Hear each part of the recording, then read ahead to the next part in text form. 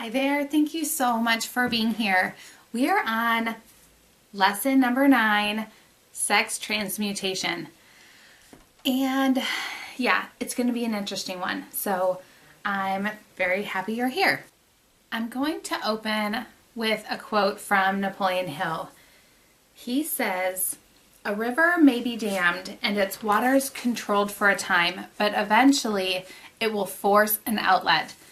The same is true of the emotion of sex. It may be submerged and controlled for a time, but its very nature causes it to be ever seeking expression. If it is not transmuted into some creative effort, it will find a less worthy outlet." Now, we're going to talk about the concept of transmutation. That is basically the changing of energy from one form to another.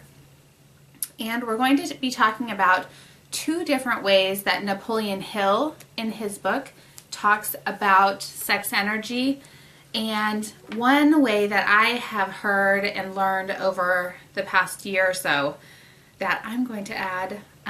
That's going to be a good one. So I hope that you stick around till the end. Let's get started talking about the concept of sex transmutation.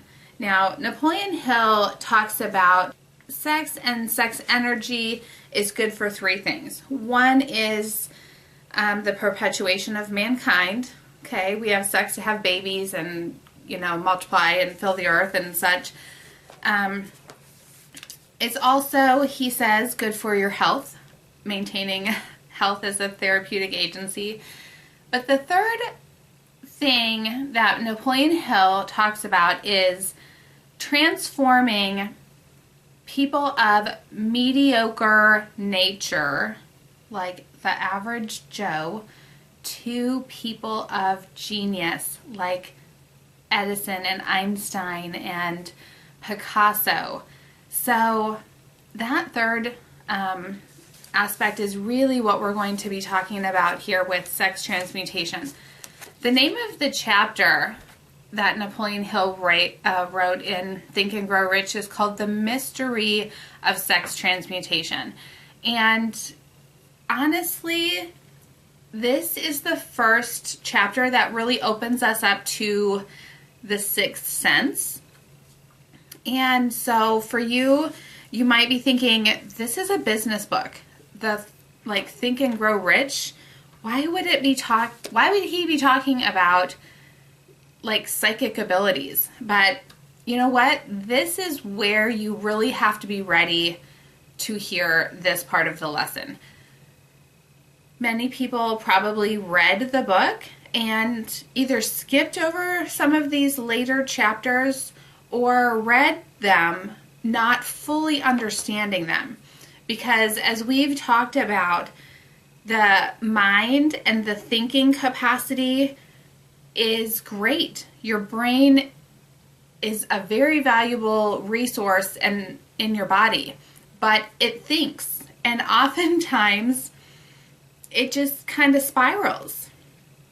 All the thoughts in your head just keep, you think it's a problem, you think about how to solve the problem, all these things are still in the head and in the mind, and I am helping to get you to connect more to your knowing, the knowing that comes in your gut, in your heart, and that aspect of yourself comes through our conscious practices, through the techniques of meditation and the alignment writing and some of those things. So the 2 things go hand in hand, but if you go through this book and you read based on just your thinking mind and brain, you're not going to really understand the full intention of this book. So let's get started with the first.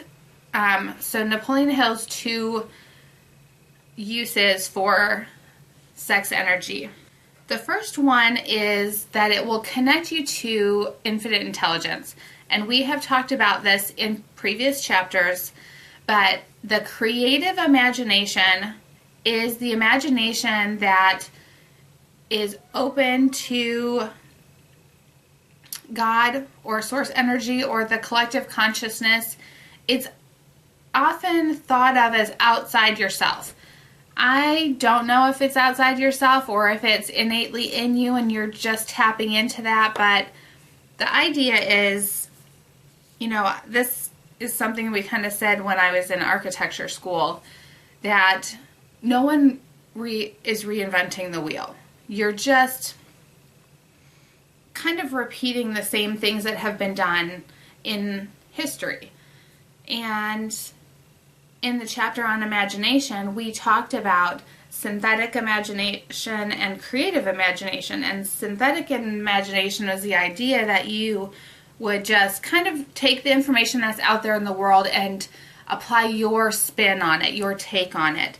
And that's like reinventing the wheel. The wheel, somebody already figured out something, you know, how to make the wheel and use it and etc. But in order to reinvent the wheel, and this is what I think we're doing here by tapping into this sex energy or infinite intelligence using our sixth sense, is creating things from nothing, creating something from nothing.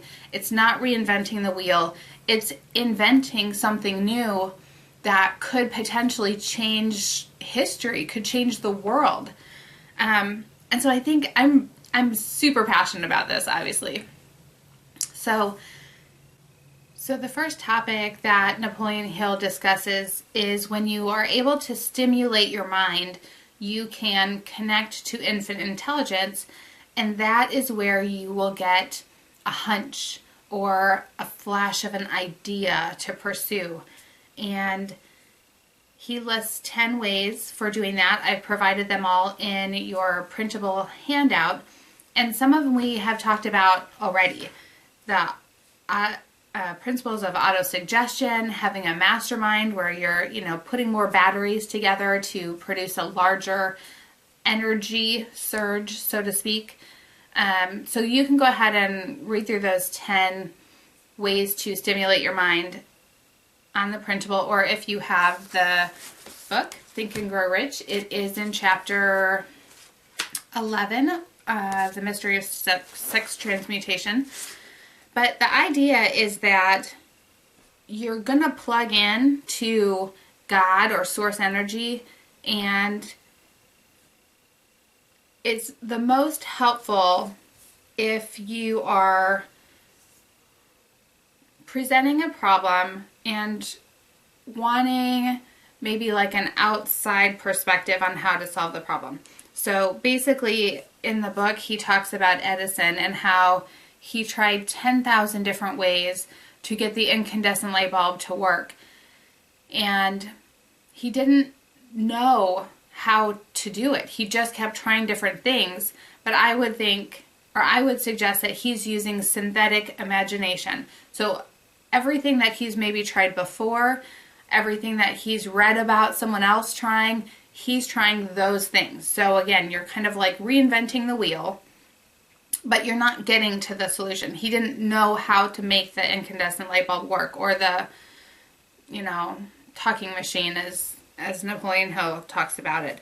And so he concentrated upon the known factors of the invention that he was working on, and he sat in meditation. Can you just see like Edison like sitting in meditation, waiting for infinite intelligence to strike him, literally like lightning? And he remained in that position until ideas began to flash into his mind with unknown factors that will complete his invention. I think if you did your research on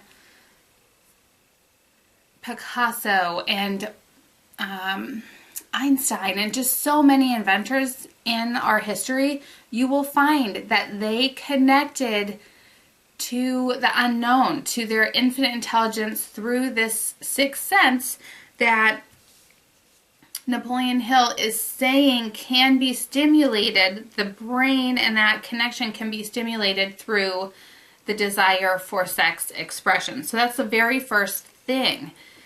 it kind of connects to the second thing, which I think is more of the emotion of sex than the physical act of sex. So you're basically talking about sex drive and that passion that you might experience thinking about sex, or the love or lust that you have after someone. Those things are what is triggering the stimulation of your mind. In past chapters, we have talked about saying your, the very first chapter, talking about your desire and writing it out and reciting it out loud with emotion.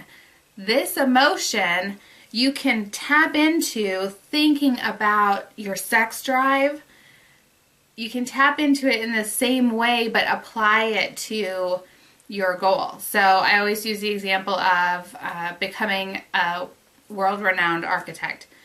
So you take the sex drive, the feeling of sex, just like you would take the feeling of happiness, like remembering a happy moment. You like channel that energy and you apply it to reciting your desire. So I am a world-renowned architect and I design the most beautiful buildings for people to live in and work in. And so you basically channel that energy and reapply it to you, like talking about your goal or feeling as though you've already achieved your goal and your desire.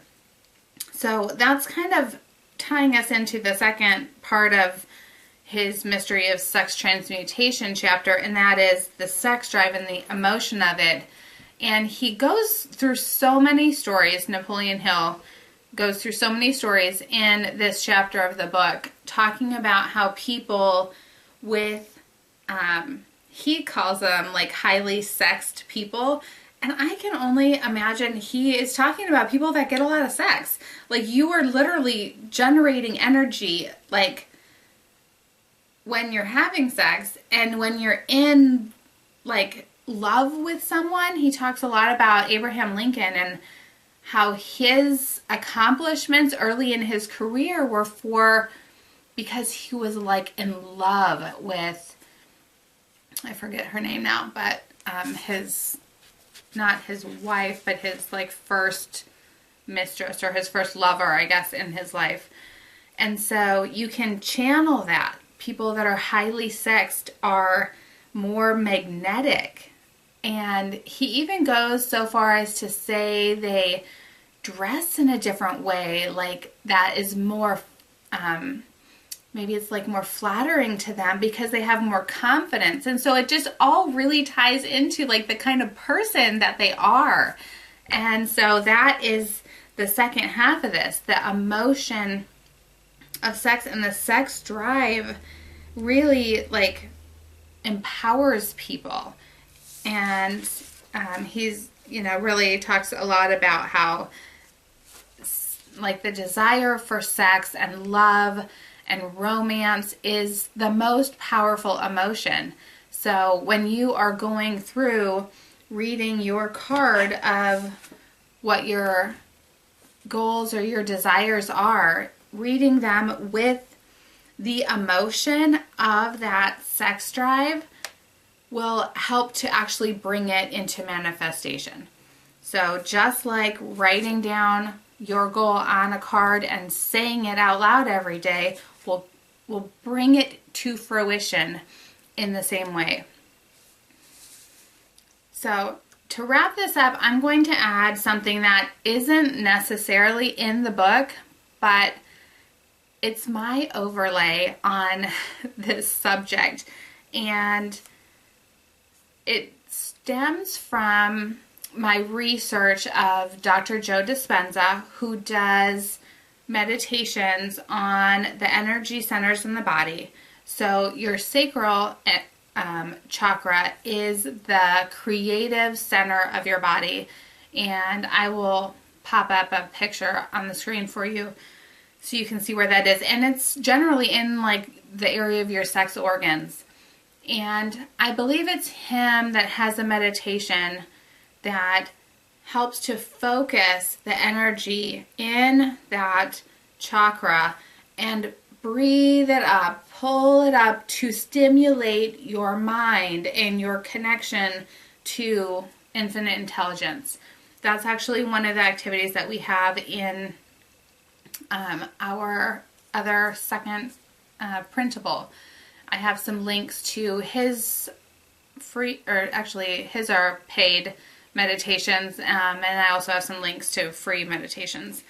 But that is one way that you can focus your energy in that chakra and draw it up into your brain, stimulating your mind and triggering the hunches, the idea flow from creative intelligence, from God, whatever, the universe, whatever you want to call that source of knowing that Edison found, you know, the incandescent light bulb invention solution. So that's one way that you can like consciously focus energy, create it. The other way is through orgasm. Now, I really hope you've had your headphones in up until this point, but you might want to put them in if you haven't already. So I heard this on a couple different podcasts, and you know how when you hear something, it's kind of like in the air, and it seems like you're hearing it from a lot of different places. It's like law of attraction is talking about having orgasms and connecting to your energy of your sex energy. But the idea is that I feel like sex energy that is created during an orgasm is like our society is evolving.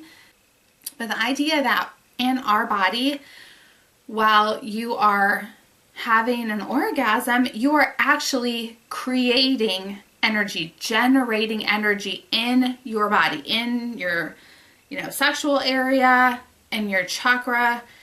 And what you can do is literally channel the energy while it is building in your body.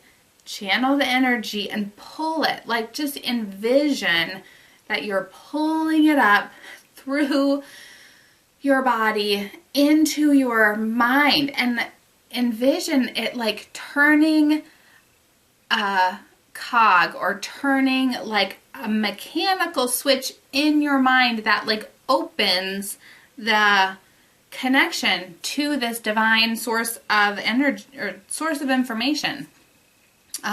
So that's like the third way that I feel like the energy of sex can actually create like the mechanical energy in our body to create ideas, to create inventions that have not been created before.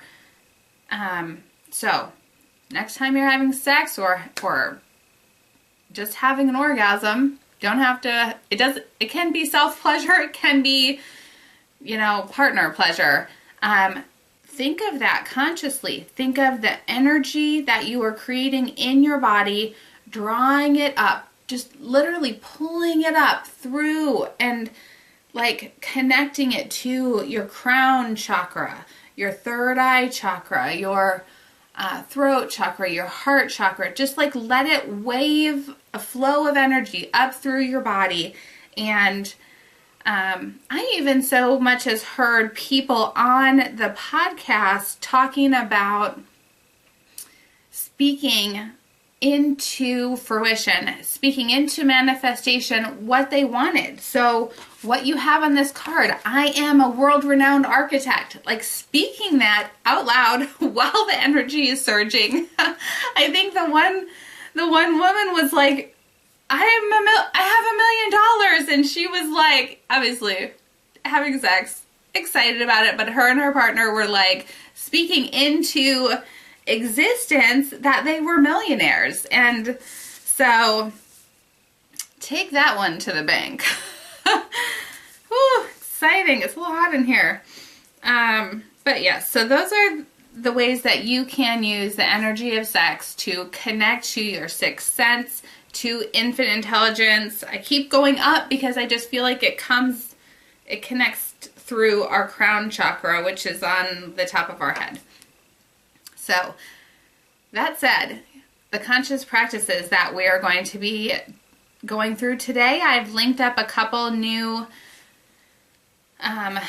like the pineal gland is a part of our brain that people believe connects us. Like when that lights up is when you're connecting to infinite intelligence. And so I think Joe Dispenza's pineal gland meditation does that for you.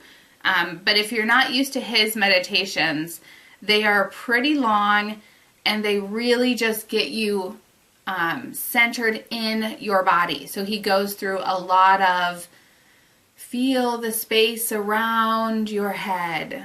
And so it can be like a little bit long to follow, but they're very good. And his blessing of the energy centers is also a really good meditation. I think I own the meditation that is the one where you condition your body to a new mind. So good. And all of his books are good as well. And I have links to another meditation to, I think it's to open or like use your intuition. Anyway, the links are in there. The idea is to meditate because the quieting of your mind, the stilling, quieting of your thoughts allows, first and foremost, for that connection to source energy and infinite intelligence. So if you're not taking time to meditate each day, that is your first step.